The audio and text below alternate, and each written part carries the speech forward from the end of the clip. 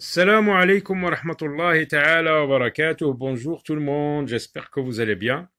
Alors je vous présente ce dessin qui représente un beau paysage avec des montagnes, il fait beau, des arbres, des prés à perte de vue. Nous allons essayer de faire un récit oralement. Après, on va le voir par écrit. Et à la fin, on va découvrir la notion que nous allons essayer d'introduire à travers ce récit que nous allons faire. Bon, on va dire par un bel après-midi ensoleillé. Regardez, il fait beau. Je suis allé me promener et prendre de l'air en dehors de la ville. Devant moi, je voyais de majestueuses montagnes. Au loin, et des prés à perte de vue. Des prés, regardez, à perte de vue. Des prés verdoyants à perte de vue. Sur mon chemin, j'ai rencontré un jeune homme de petite taille qui s'appelle Ali. Il avait une tête ronde, des cheveux noirs, de grands yeux marrons et un nez fin et droit. Il était vêtu d'un polo orange et d'un pantalon bleu ciel. Ce jeune homme paraissait gentil et courageux. Alors, je vous montre le texte que nous venons de dire. Par un bel après-midi ensoleillé, je suis allé me promener, prendre de l'air, en dehors de la ville. Devant moi, je voyais de majestueuses montagnes au loin, et des prés à perte de vue, et des prés verdoyants à perte de vue. Sur mon chemin, j'ai rencontré un jeune homme de petite taille qui s'appelait Ali. Il avait une tête ronde, des cheveux noirs, de grands yeux marrons et un nez fin et droit. Il était vêtu d'un polo orange et d'un pantalon bleu ciel. Ce jeune homme paraissait gentil et courageux. Alors, de quoi je parle ici? Par un bel après-midi ensoleillé, donc je parle du temps qu'il faisait lorsque j'ai voulu faire une promenade. Ici, en dehors de la ville, devant moi, je voyais de majestueuses montagnes. Qu'est-ce que je fais ici? Je décris les montagnes et je dis qu'elles sont majestueuses. Donc je décris un lieu. يعني أصف مكان. Au loin, de majestueuses montagnes au loin et des prés à perte de vue. Je décris toujours les lieux. أصف مكان. Sur mon chemin, j'ai rencontré un jeune homme de petite taille. Alors là, qu'est-ce que je décris?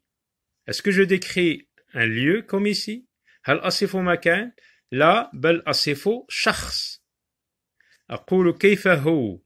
أصفه, je le décris. Qui s'appelait Ali, donc j'ai donné son nom. Il avait une tête ronde. هنا أصف أجزاء من جسمه. أصف رأسه. مستدير, une tête ronde. Des cheveux noirs. شعر أسود. De grands yeux marrons. عيناه. أصف عينيه. Et un nez fin et droit. أصف أنفه. Il était vêtu d'un polo orange. Attention, là, je ne décris pas son aspect physique. Là, أصف الجانب الجسماني. بل أصف الجانب الكسائي المظهر الكسائي أو جانب الملبس. أصفه من ناحية الملبس. Il était vêtu d'un polo orange et d'un pantalon bleu ciel. Ce jeune homme paraissait gentil. Lorsque je dis gentil, qu'est-ce que je décris? ماذا أصف؟ الجانب المعنوي، الجانب أو مزاج هذا الشاب. Et courageux كذلك، شجاع. هنا أصف الجانب المعنوي، الجانب الأخلاقي أو مزاج الشخص الذي التقيته. Ce qui nous intéresse ici dans ce récit الذي يهمنا في هذا النص، في هذا النص الحكائي، هو وصف الأشخاص. الكاتب عندما يكتب نصا أو رواية أو يصف الأشخاص عندما يتعرض لشخصيات الرواية ولا شخصيات النص، يصف هذه الشخصيات من ناحية الجسمانية ومن ناحية الملبس ومن ناحية المعنوية، مزاج هذا الشخص.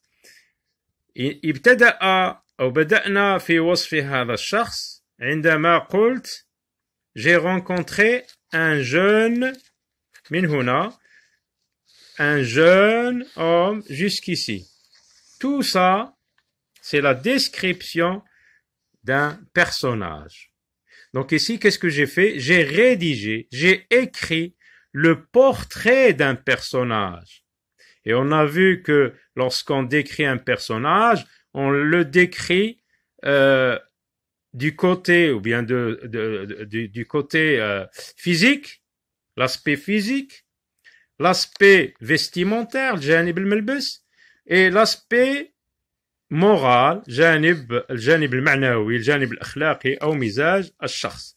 Et c'est ce que nous allons voir dans notre leçon d'aujourd'hui de production écrite, livre de l'élève, classe CE2, troisième année d'enseignement primaire. Rédiger le portrait d'un personnage. Comment ça fonctionne? Les clowns.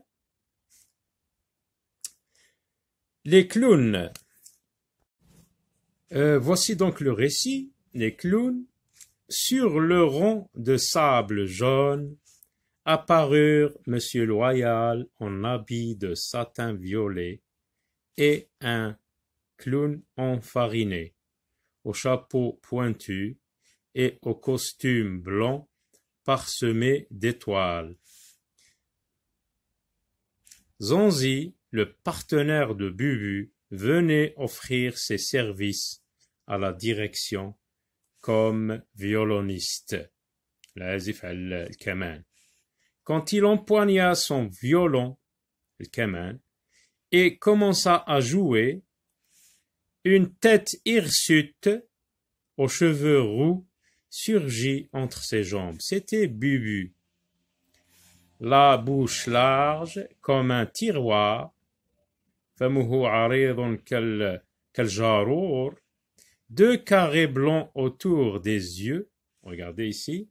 Mais là, ce n'est pas vraiment la description. Là, on voit qu'il n'y a pas de chapeau pointu. Normalement, on doit le montrer comme ça. Chapeau pointu. Donc, on a dit sa bouche large comme un tiroir, deux carrés blancs autour des yeux. Deux carrés blancs autour des yeux.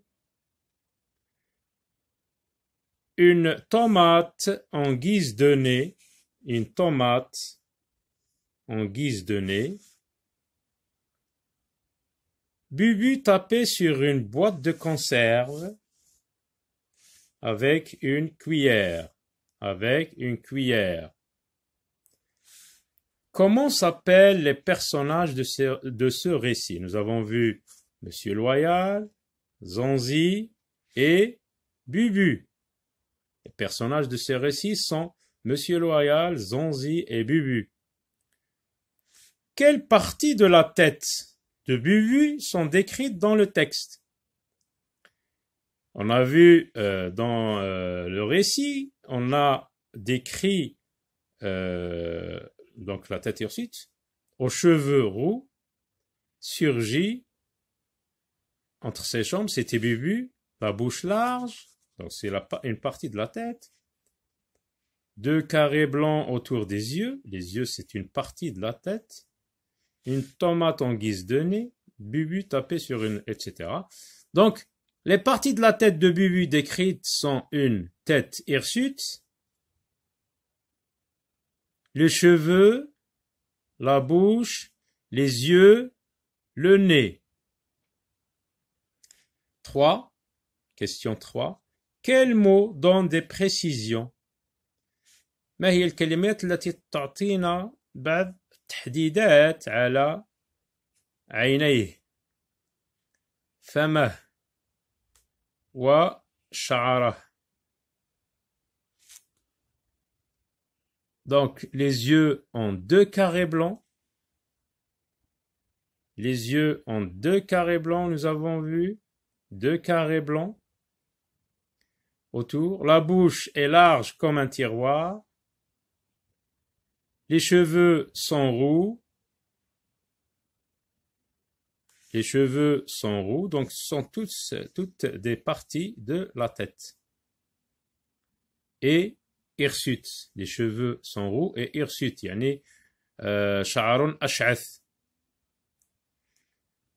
Avec les renseignements fournis par le texte, peux-tu dessiner Zonzi? Oui, c'est un clown enfariné, il porte un chapeau pointu, un costume blanc parsemé d'étoiles et il tient un violon.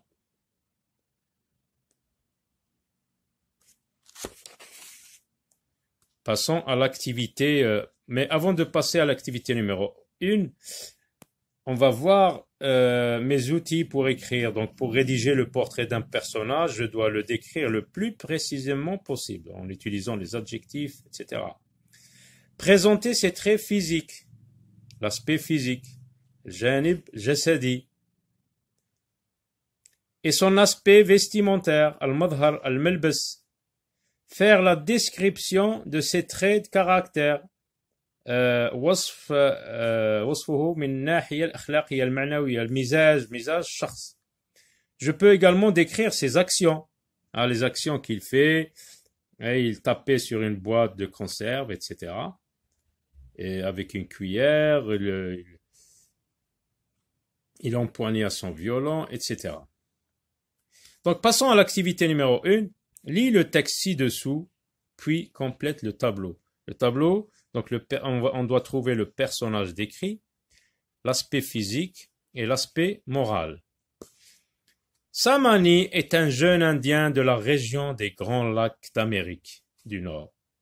Les yeux noirs comme la nuit. Là, on commence à connaître le personnage décrit. C'est Samani, donc c'est un jeune Indien de la région des Grands Lacs d'Amérique. Donc on l'écrit ici. Les yeux noirs, donc les yeux, quand on décrit les yeux, c'est l'aspect physique. On écrit les yeux noirs ici, l'aspect physique, comme la nuit. La peau dorée et cuivrée, donc c'est l'aspect physique. De taille haute et les muscles saillants, c'est l'aspect physique. Son corps d'adolescent promet à la tribu un corps, donc son corps d'adolescent, donc c'est l'aspect physique. Pourtant, ses yeux semblent toujours fixer le vide. Là, ça nous renseigne sur l'aspect moral du personnage Samani. Donc, c'est l'aspect aspect moral. Ses mains sont expertes à lancer, donc les actions qu'il fait, à lancer le harpon et sa flèche file droite et sûre vers le lièvre ou le daim. Mais cependant, son regard est plein de tristesse. Donc, c'est un personnage triste. Donc, c'est l'aspect moral. Activité numéro 2, relie ce qui va ensemble. Par exemple, la bouche, avec quel mot, avec quel adjectif allons-nous la décrire? La bouche, donc, est-ce qu'on va dire enfoncée, vive, rieur, édentée, souriante, petite, décollée, retroussée, crochue, épatée? Eh bien, la bouche, quand elle est édentée, adimat al-asnan, on peut dire la bouche édentée, la bouche souriante. Alors, les yeux, petite décollée, retroussée, crochée, épatée, enfoncée, vif, rieur. Eh bien, les yeux, des fois, ils sont enfoncés. on peut dire les yeux vifs, les yeux rieurs. Voici donc les adjectifs qui conviennent à cette partie de la tête, les yeux. Le nez, il peut être retroussé, crochu, épaté. Les oreilles, petites, décollées. À très bientôt.